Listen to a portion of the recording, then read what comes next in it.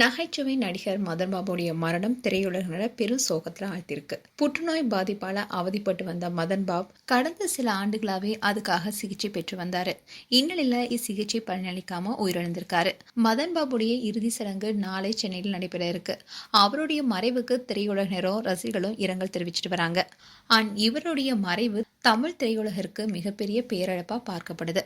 அவரை பத்தி தெரியாத பல விஷயங்கள் குறித்து தான் இந்த வீடியோல பார்க்க போறோம். அதுக்கு முன்னாடி சேனலை சப்ஸ்கிரைப் பண்ணாதவங்க சப்ஸ்கிரைப் பண்ணிடுங்க. மறக்காம நோட்டிபிகேஷன் பட்டனை கிளிக் பண்ணிடுங்க. மதன் பாபுடைய இயற்பெயர் கிருஷ்ணமூர்த்தி. இவர் 1950 சென்னையில பிறந்திருக்காரு. இவருடைய குடும்பத்துல இவர் 8வது குழந்தையா. இவர் சினிமாவுக்கு வந்ததுக்கு அப்புறமா தான் தன்னுடைய பெயரை மதன் பாபுன்னு மாத்திக்கிட்டாரு. இவர் சினிமாவுல நடிகனானதே ஒரு விபத்து தானா. இவருக்கு இசை மேலதான் அதிகமா ஆர்வம் இருந்திருக்கு. இசையமைப்பாளராகணுன்ற கனவோட தான் இருந்திருக்காரு. MS விஸ்வநாதன் கிட்ட பணியாற்றியும் இருக்காரு. ஆஸ்கர் புயல் AR ரஹ்மானுடைய இசை ஆசிரியர் இந்த மதன் பாபுனா நம்ப முடியுதா? ஆனா அதுதான் உண்மை. அதே மாதிரி இவருடைய காதல் திருமண கதையும் பலருக்கும் தெரியாத ஒண்ணுதான். இவர் ஆரம்பத்துல இசையமைப்பாளரா இருந்தப்போ இவருடைய மனைவியும் ஒரு பாடகியா இருந்தாங்க. இசை கச்சேரியில மதன் பாபுடன் மனைவியும் பாடுவாங்களாம். 2 பேரும் சேர்ந்து பல இசை நிகழ்ச்சிகளுக்கு வெளிநாட்டுக்கு போய் பாடியிருக்காங்க. அப்போ ஒரு முறை மதன் பாபு கிட்ட அவங்களுடைய மனைவி நான் உங்களை காதலிக்கிறேன்னு சொல்லியிருக்காங்க. உடனே அவரு அப்படியா, அப்ப நானும் காதலிக்கிறேன்னு சொல்லியிருக்காரு. அதுக்கப்புறமா சில வருடங்கள் கழித்து மதன் பாபுடைய மனைவி நான் வீட்டு விட்டு வந்துட்டேன்னு திடீர்னு அவருக்கு ஃபோன் பண்ணி சொன்னாங்களாம். இதை கேட்டு மதன் பாபு அதிர்ச்சி அடைஞ்சிருக்காரு.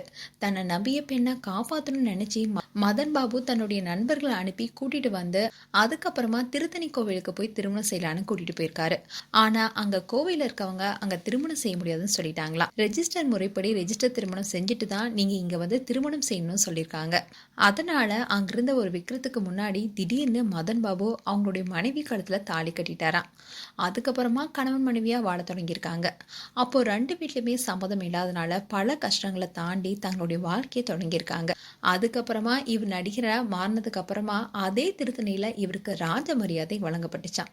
அதே மாதிரி இவருடைய மகள் ஜனனி மதனும் ஒரு பாடகிதான். பல திரைப்படங்கள்ல பல ஹிட்டான பாடல்களை கொடுத்திருக்காங்க. நடிகர் தனுஷ் நடிப்புல வெளியான படிக்காதவன் திரைப்படத்துல இடம்பெற்ற ரோசு ரோசு அழகான ரோசு நான்ற பாடலும், அதே மாதிரி வீராப திரைப்படத்துல இடம்பெற்ற போனா வருவீரோ என்ற பாடலை பாடியிருக்காங்க. இவருடைய மகன் பேரு அர்ஜித். மதன் பாப் இசையமைப்பாளரா ஜொலிக்க முடியாதனால நடிப்பு பக்கம் தன்னுடைய கவனத்தை திருப்பியிருக்காரு. நடிகரா இவரை அறிமுகப்படுத்தியது பாலச்சந்தர் தான். அவர் இயக்கிய நீங்கள் கேட்டவை படத்தின் மூலமா தான் அறிமுகமானாரு. இவரோட நடிப்புக்கு நல்ல ரெஸ்பான்ஸ் கிடைச்சதுனால அடுத்ததா காமெடி கேரக்டர்ல ஏத்து நடிக்க ஆரம்பிச்சாரு. இவருடைய நடிப்பை விட இவர் ஃபேமஸ் ஆனதே இவருடைய சிரிப்புக்கு தான். அந்த தனித்துவமான சிரிப்புக்குன்னு தனி ரசிகர்கள் கூட்டமே இருக்காங்க. ஃப்ரெண்ட்ஸ், பிரியமான தோழி, வில்லன், யூத், சந்திரமுகி, ஜெமினி போன்ற பல படங்கள காமெடி சீன்ல நடிச்சிருப்பாரு. இது தவிர சன் டிவில ஒளிபரப்பான அசத்தப்போவது யாரு என்ற நகைச்சுவை நிகழ்ச்சியும் நடுவரா பங்கேற்றிருக்காரு. அது மட்டும் இல்லாம ஒரு காலத்துல ஹெவி வெயிட் பாக்ஸராகவும் இருந்திருக்காரு. சார்பட்ட பரம்பரையில இவரும் ஒருவராம். இத ஒரு முறை இயக்குனர் பா ரஞ்சித்தே சொல்லியிருக்காரு. இதை கேட்டு பா ரஞ்சித் ரொம்பவே ஆச்சரியப்பட்டாராம். அதோட இதை நீங்க முன்னாடியே சொல்லியிருந்தா சார்பட்ட படத்துல நடிக்க வச்சிருப்பேன்னு சொன்னாராம். அதே மாதிரி மதன் பாபு உடல்நலத்துல ரொம்பவே கவனமா இருப்பாராம். உடலை ஃபிட்டா வச்சுக்கணுங்கிறதுக்காக ஜிம்முக்கு போய் ரெகுலரா ஒர்க் அவுட் பண்ணுவாராம். இவர் காமெடி குணச்சித்திர வேடங்கள் நடித்திருந்தாலும் அவருக்கு வில்லனா நடிக்கணும்னு தான் நீண்ட நாள் ஆசையா இருந்துச்சாம். ஆனா அவருடைய அந்த ஆசை கடைசி வரைக்கும் நிறைவேறாமலே போயிருக்கு. அவர் தன்னுடைய 71வது வயதுல புற்றுநோய் பாதிப்பால உயிரிழந்திருக்காரு. அவருடைய மறைவு தமிழ் திரையுலகிற்கு பேரிழப்பா பார்க்கப்படுது.